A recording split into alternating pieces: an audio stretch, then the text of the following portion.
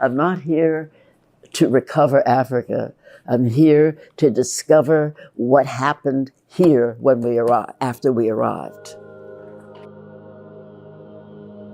Hello and welcome to Artifacts, a living archive dedicated to preserving the first-person stories of queer, avant-garde, and underground culture, told by those who lived it. Today's episode is part of our series Downtown Performance, produced in collaboration with NYU Skirball, spotlighting the radical artists who reshaped New York's theatrical underground. In this episode, we are honored to share the final in-depth interview with Lorraine O'Grady, a pioneering conceptual artist, performer, and critic. O'Grady focused her fierce intellect on race and gender in galleries and performance spaces from Just Above Midtown to Franklin Furnace. This conversation was recorded in June 2024 at her Westbeth studio, just 6 months before her passing, with Artifacts founder Stephen Watson and Franklin Furnace founder Martha Wilson. I could never surrender to the random, because I could never surrender to the irrationality, because I had, from the time I was born, certainly by the time I was 3 years old, understood that I lived in an irrational world. Okay, don't look at me now. Think about me then. You know how I looked then. I was always pretty smart. I was pretty clever, and I was always also pretty cute. Okay. And I would look around and I would see, and I was always the only black girl, right? And the girls that were looking down on me, or I should say, the girls whose parents were looking down on me. As soon as a classmate would bring me home, they'd stop talking to me because their parents would give them a lecture. How can you look down on me when I'm so clearly superior to everything around me? That was my attitude. You have to be crazy, not me. I mean, my mother had a child in the early Depression. She was looking forward to the day when Devonia would go to Latin school, because she made sure that she was going to go to Latin school, and then she'd be able to get a real job of some kind, you know. No sooner had those ideas formulated in her mind, or maybe they, you know, they were looking like they were going to come true, then she got pregnant with me. So that was the start of everything that went wrong in terms of the household, right?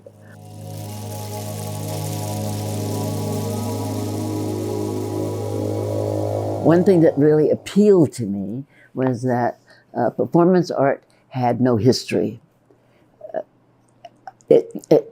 I mean, even if you take into account all the carnivals in the world, the performance artist had no history in terms of what related, relatively speaking, to the painter. But I encountered the book by Rosalie Goldberg called Performance Art from the Futurists to Today, right? And she definitely was convinced, as I was, that, you know, the futurists were certainly, when it came to performance, the most interesting group. They were mature enough to know who the enemy was, okay? And the enemy was the critical establishment of Northern Europe. So they went after it. And I certainly thought, and still feel, that the futurists were a role model for minority artists everywhere. That their attempt to break and enter was something that any minority group, from the Dalits in India to, you know, the blacks in the US to wherever, and there were minorities everywhere, that they could use and benefit from the futurist approach and their understanding of what they were doing. There was a cartoon by Boccioni in Rosalie Goldberg's book that had always intrigued me, and what it referred to intrigued me. The futurists would rent out a hall, a theater, And they would give performances on stage. And they would open it to the public, and so people would come in, and some of them would find that chewing gum had been stuck to the chairs, and various kinds of things like that, like bad jokes, right? But on stage, they always had at least 3 different performances happening at the same time. And so Boccioni captured this in this cartoon with this image of this, basically I always refer to it as the 3-ring circus, right? I'm a child that grew up with a 3-ring circus. When you went to the circus, you couldn't figure out where to look because there was the guy with the animals in the cage on that one, and the people swinging on this one, and then who knows what else was going on that one. So it was like, how do you look? As a child, every child of my generation went through this, how do you do it? And so this really struck me as a way, theatrically or performance-wise, of combining difference and simultaneity. And I had a very smart student. His name was John McLaughlin, and his stage name was John Sex. and he had been my favorite student, and I was his favorite teacher. So we had sort of kept up. And when he learned that I was teaching that I was going to be teaching a course called Surrealist Literature, he said, "You can't just teach Surrealist Literature. You can't teach Surrealism without teaching Dada," And I said, yeah, maybe he's right. So I started teaching Dada. I understood the Dadas and the Surrealists' desire to overturn rationalism, right?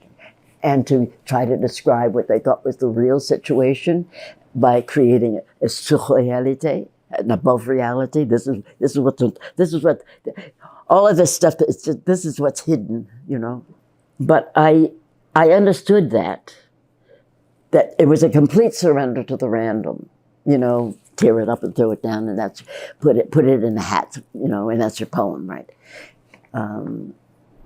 I realized that I did not want to do that. I wanted to reclaim the public sphere and make it authentic and make it private.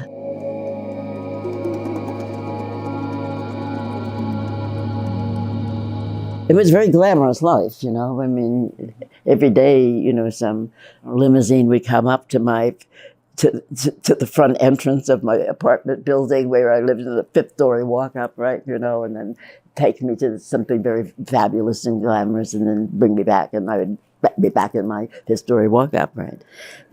I was sort of at that point living off of, they gave you a lot of complimentary records, and so basically you could write about rock and still meet your rent by selling the records they gave you. So I decided, let me write. I'm here. Why not write something? I sort of entered it at the top. Why not?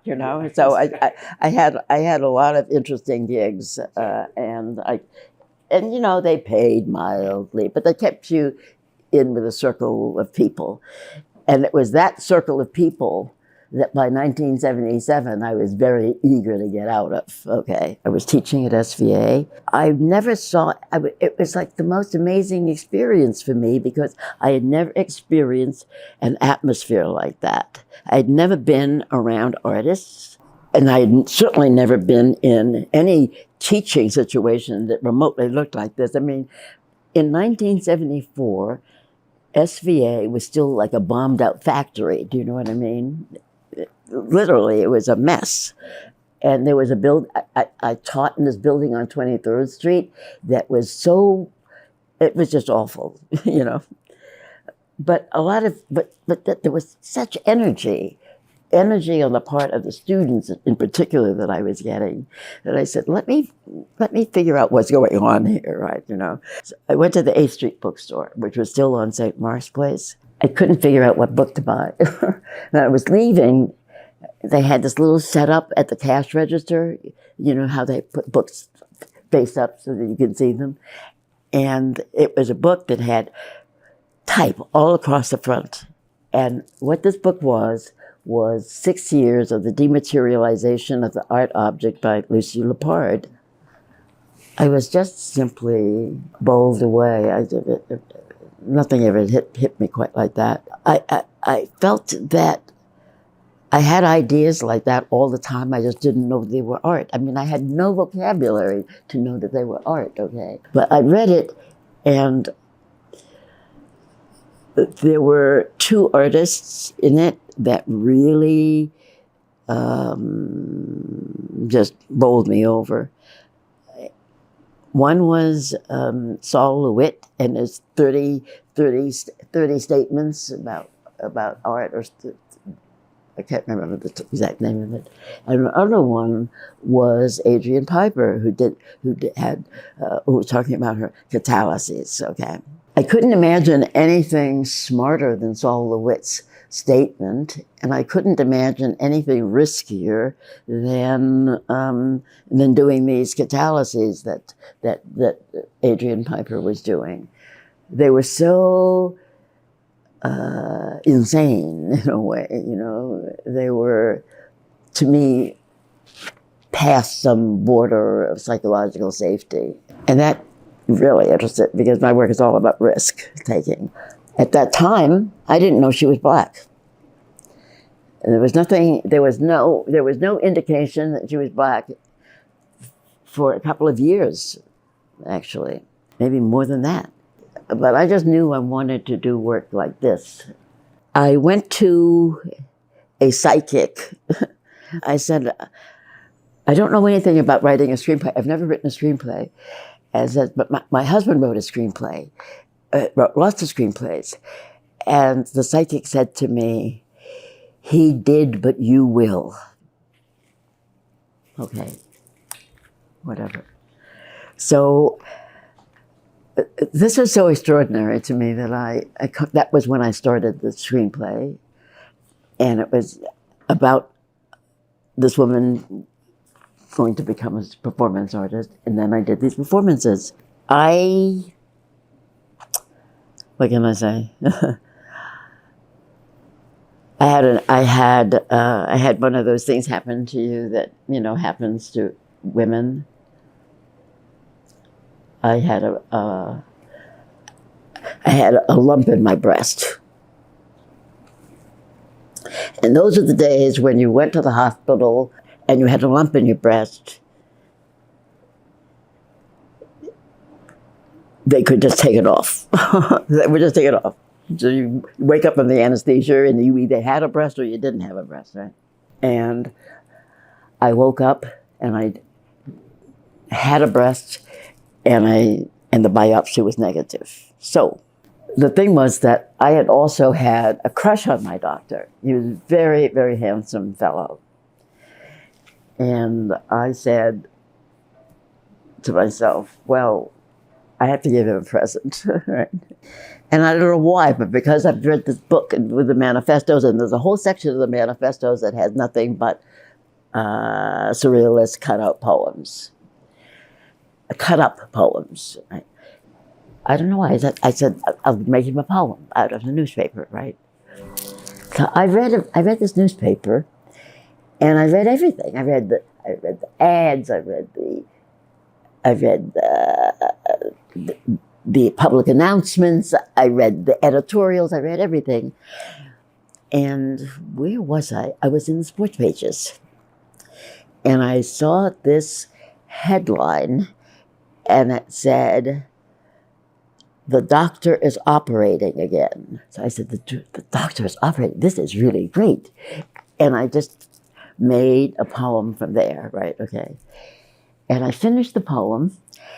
And the poem was so good, I said, I'm not going to give this to him. So I took it to a coffee shop. And I made a Xerox, and I gave him the Xerox.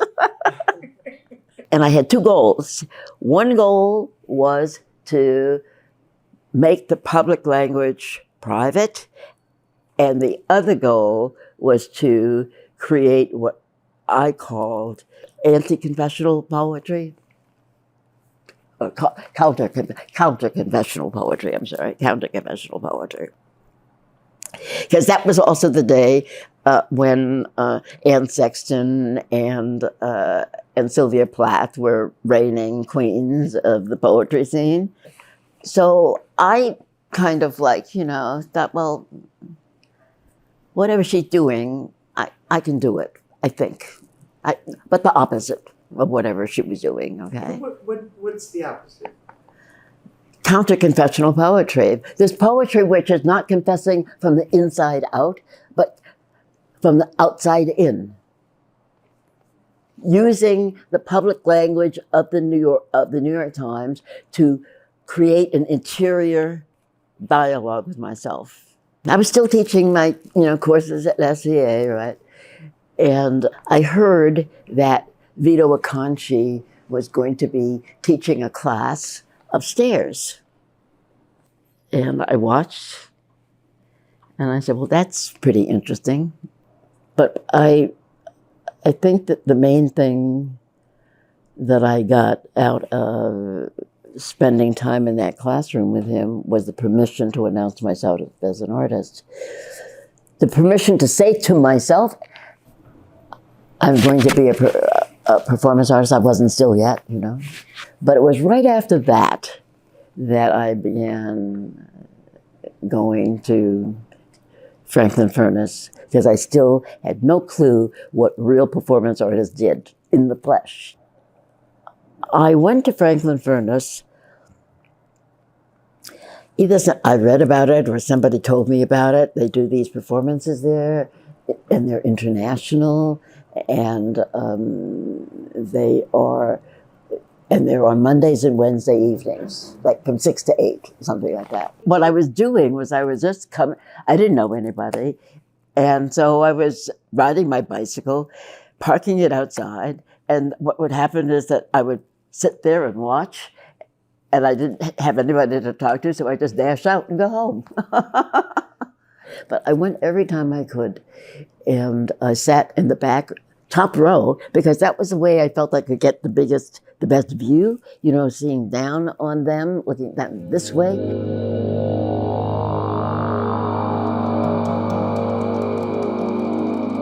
And a lot of what I was going to say had to do with the motifs of Vaudoun. Two of the most important motifs in Vaudoun are the motif of the crossroad. Okay, the crossroad is where transformation occurs. And you can take that word transformation in any number of religious and psychological, sociological, any other, forms of transformation. It's a brilliant metaphor for what happens when the outside meets the inside, what happens when the god meets the adept, what happens when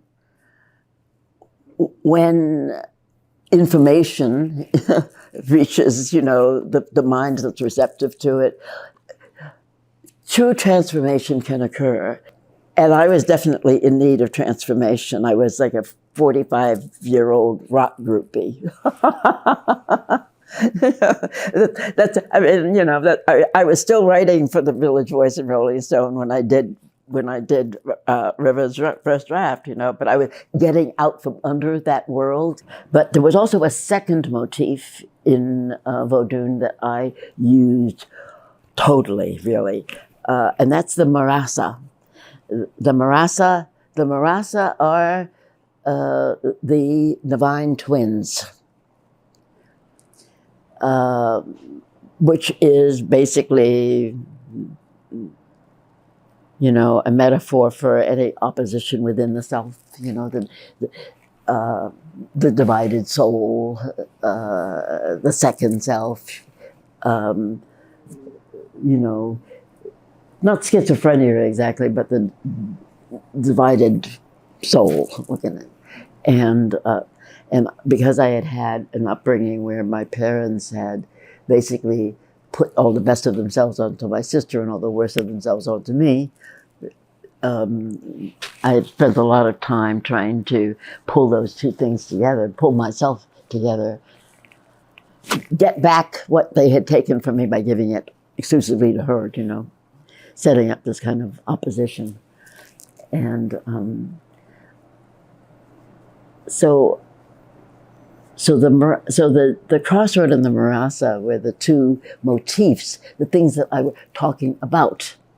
Like how do you join different parts of yourself? How do you transform from one thing to another? All these different stages of my life that I was the woman in red. Myself as a little girl was the little girl dressed in white with a pink sash. And she was reciting my Latin verbs, you know, from my Latin grammar book, and carrying a Harvard book bag. And then there was myself as a teenager, and she was very clawy, you know. She anytime she had a boyfriend, she would, like, you know, try to just gobble him up to be saved, you know, to be saved. And they would always leave her, you know. So she spends a lot of time curled up on a slab of stone, you know, listening to whatever music she was listening to in her earphones. So these are the three ages of Lorraine. But what happened to me was that in River's first draft, which was about the person who's just beginning to see the light, that was me at some level, but none of it is ever just you. It is always some translation of you into something more general. So it's all allegorical in a way. But what happens when she leaves the debauchees of the sort of, like, you know, rock world substitute, and enters more into herself? What does she have to do to become this artist that she wants to become, right, you know? Well, River's first draft actually is the prequel to a much better known performance, a much more political performance called Mlle Bourgeoise Noire. And because she has accomplished what she set out to do. She has united the different parts of herself. She has rejected the debauchees and the rock world form of life, and she is about to start off on becoming an artist. This is a Künstlerroman, okay, and it's an accomplished one.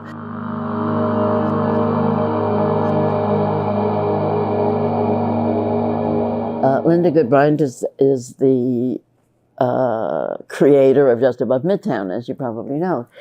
And it had started about 3 years before. I didn't know it then, okay? I wasn't in the art world. So I saw this in the Village Voice, and I said, oh, it's free, and, you know, it's at this place. I don't know where this is, but I'll find it, you know, and I'll go to this opening. And I went to the opening of a show that was curated by a white curator. His name was April Kingsley, and it was called Afro-American Abstraction. I entered the space, and I don't think I never had an experience like it, because wherever I was, as I said, almost my definition of myself was the only Black person in the room. That was my definition of myself. And I entered the space, and there had to have been at least 200 Black people who all looked more interesting than anybody I'd ever seen. You know, they were all dressed like artists. They were all behaving like artists. You know, it was so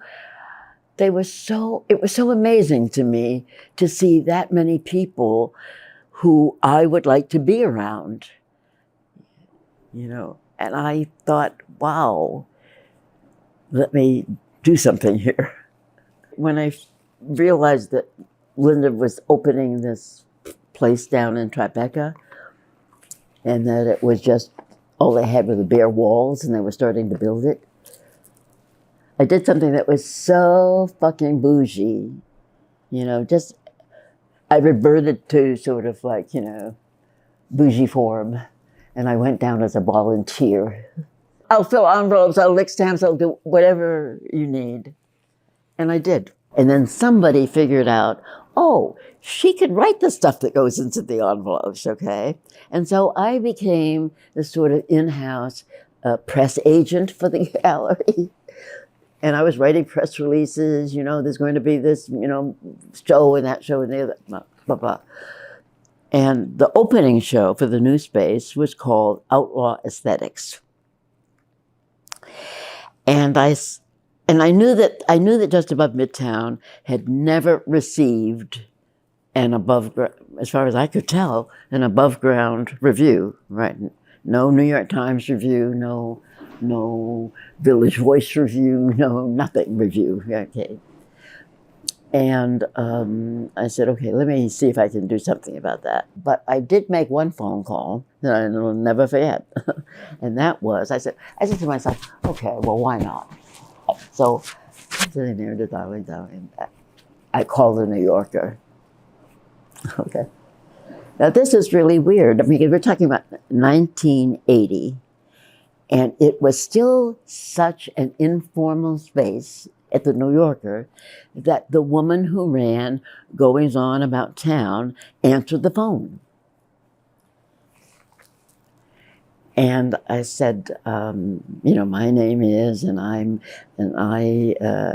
am doing press for the Just Above Midtown Gallery, and it's opening a new space, and the show is going to be called Outlaw Aesthetics, and we'd love it if you would come. And she said, Outlaw Aesthetics. Oh, she said, oh, they always give titles to their shows, don't they? And if I hadn't come from where I'd come from, I would not have been able to calibrate the exact level of condescension in his voice, do you understand? It infuriated me so much that that's when I created Mlle Bourgeoise Noire. That's when I said, she's going to have to come out and do something or say something.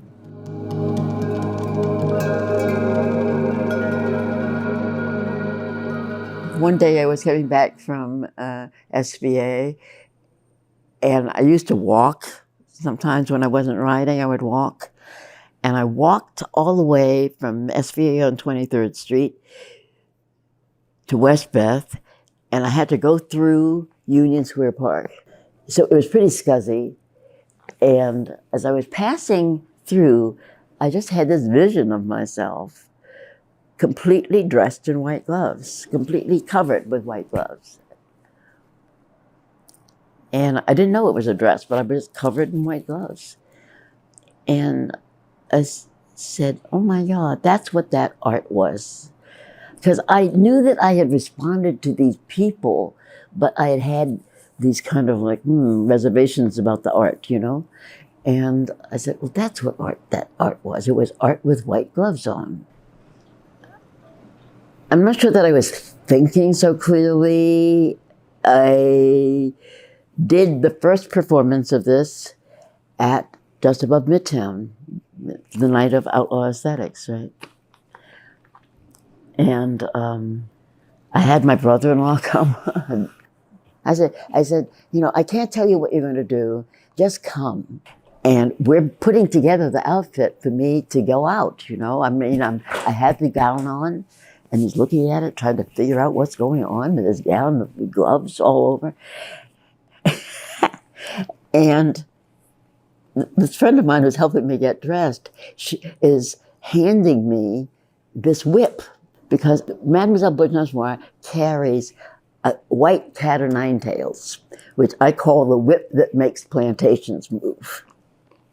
Okay, but this whip would not be revealed until after I had given away all the flowers. Because what I did was I used the white cat o' nine tails as the base of a corsage, and the corsage was fit so each knot of the, it's 9 by 3, right? 36 knots. So there were 36 chrysanthemums studding this thing. So I went with the corsage, looked gorgeous. I went there.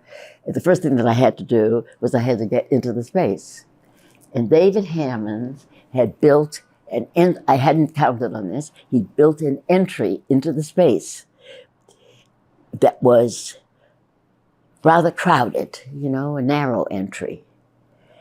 And it was lined with stinky smoked herring.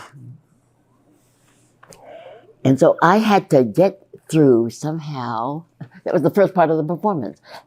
I had to get through somehow without getting any of this herring on me, okay?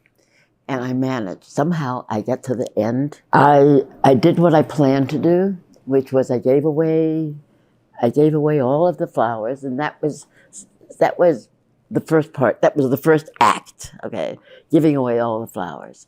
Now I'm left with this bare white cat of nine tails. It wasn't macrame. It was rough.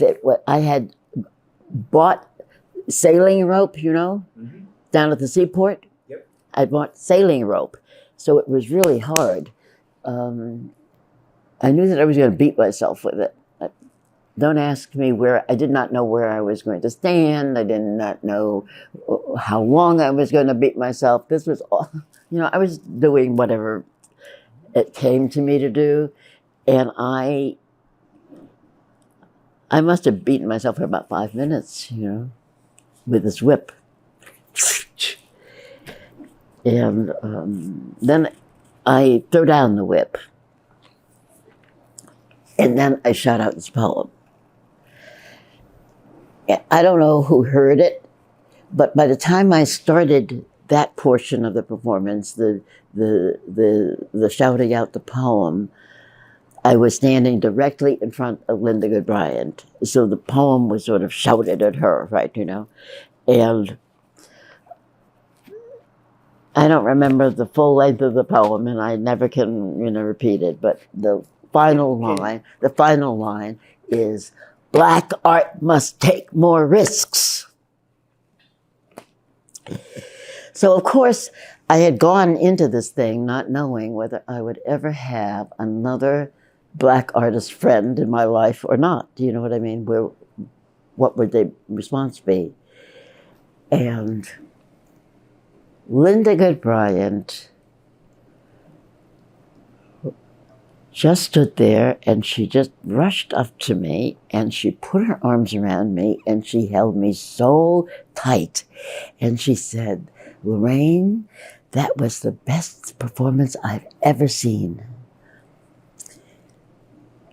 She didn't say performance, she said that was the best thing I've ever seen.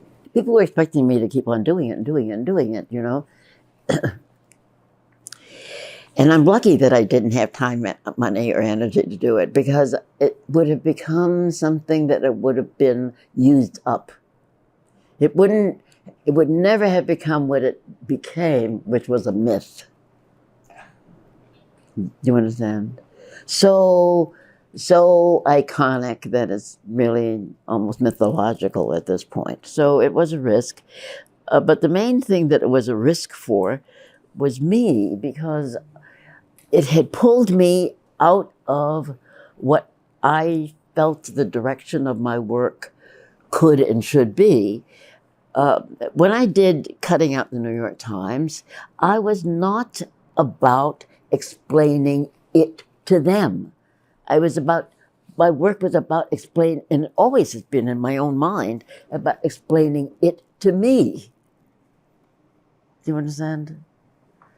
Because I truly believe that if you are constantly discussing things in terms of somebody else or to somebody else, you are not becoming a subject of your own work. you remain an object.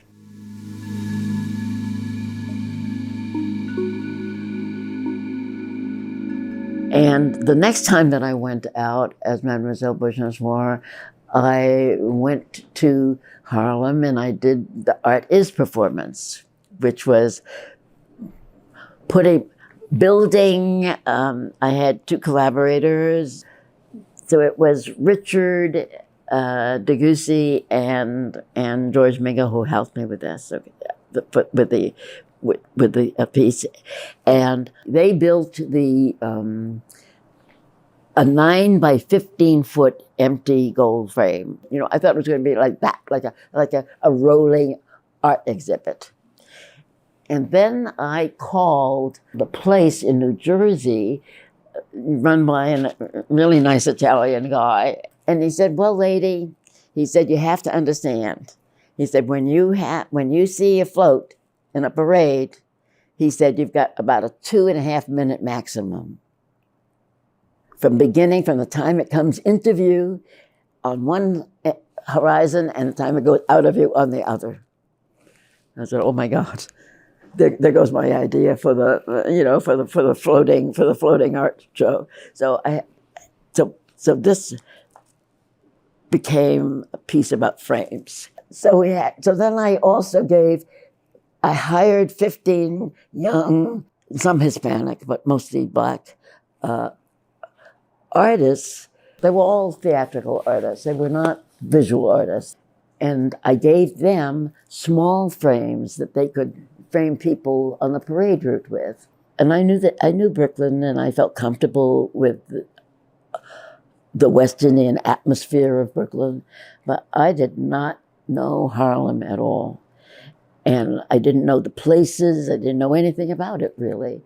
And so I said, okay, let's see how this is going to work, you know. So I wrote on both sides of the float, because it was a gold frame, and the flatbed was covered in gold, and the skirt of the flatbed was gold.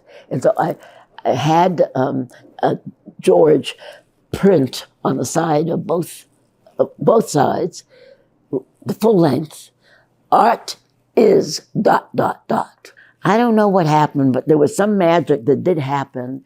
And I would say that these boys and girls, I call them boys and girls, they were very young people, and they kind of projected this kind of like, I don't know, lightheartedness and happiness to be in front of the camera that must have translated to the people on the route, because everybody on that parade route wanted to be photographed. I started hearing things like, and I read the things, and somebody shouted out, "That's right, that's what art is, we're the art." And then somebody else was coming along and saying, frame me, make me art. I could not believe it. I just couldn't believe it. So I started going up and down, and I saw somebody with a camera that looked like they were smart or looked like they were friendly or something, and I would, exchange phone numbers with them and say, if you have anything afterwards that you want to, get rid of, let me know.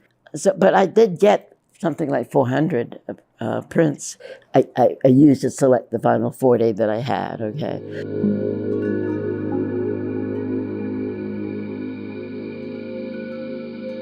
When it was over and I had time to think about what it was I had been doing for these past 3 or 4 years, I realized, well, there were 3 questions to be asked, and you got them answered for yourself. The first question was, at Just Above Midtown, the question was, what's the problem? What is the problem? The problem is that this is a totally and unforgivably and untenably segregated art world that you've constructed for yourself, because you think you are the final arbiters of cultural value, and you don't want to hear from anybody else what their ideas are. And then the next time I went out with the black and white show, that was, who should the artist be? There should be more than just these, 95, white artists. There should be a lot of different artists. In my case, I'm putting Black artists there, but somebody else should put Filipino artists or, Asian American artists or whatever kind of, there could be a lot of different kinds of artists. And then the third one was, who should the audience be? Here's an audience. This is an audience that's nowhere near the art world. And it should be made available to art. So I answered those three questions, and I never wanted to do another piece of political art again. Okay. Artifacts is a free oral histories platform. Please like, subscribe, and visit our website, www.artifacts.movie, for an ad-free, interactive experience with bonus content. If you're able, please make a tax-deductible donation at www.artifacts.movie/donate. Hit the link on screen to watch another Artifacts interview.